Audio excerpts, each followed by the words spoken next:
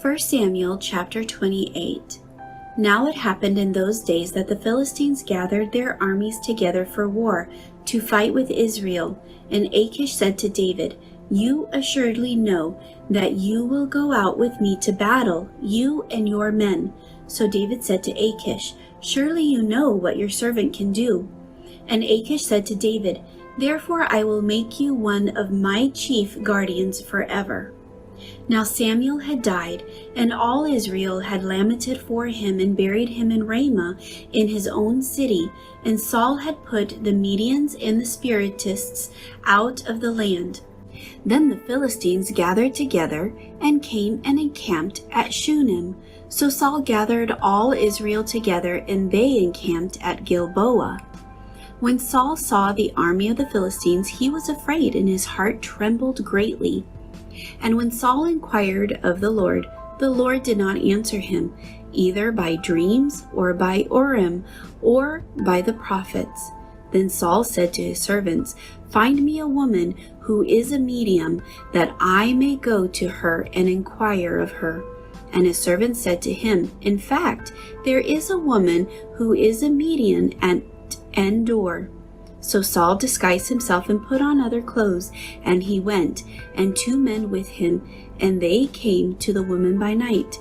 And he said, "Please conduct a seance for me, and bring up for me the one I shall name to you."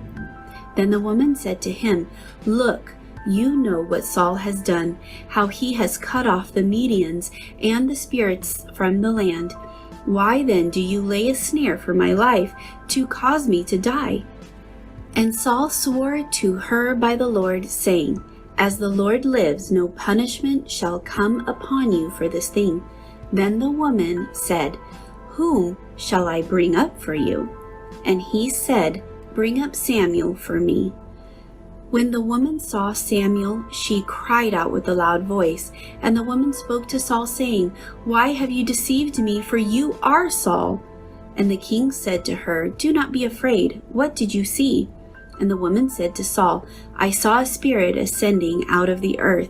So he said to her, "What is his form?" And she said, "An old man is coming up, and he is covered with a mantle." And Saul perceived that it was Samuel, and he stooped with his face to the ground and bowed down. Now Samuel said to Saul, "Why have you disturbed me by bringing me up?" And Saul answered, "I am deeply distressed, for the Philistines make war against me, and God has departed from me and does not answer me any more, neither by prophets nor by dreams. Therefore I have called you, that you may reveal to me what I should do." Then Samuel said, "Why do you ask me, seeing the Lord has departed from you and has become your enemy? And the Lord has done for himself as he spoke by me. For the Lord has torn the kingdom out of your hand and given it to your neighbor David, because you did not obey the voice of the Lord, nor execute his fierce wrath upon Amalek. Therefore the Lord has done this thing to you this day.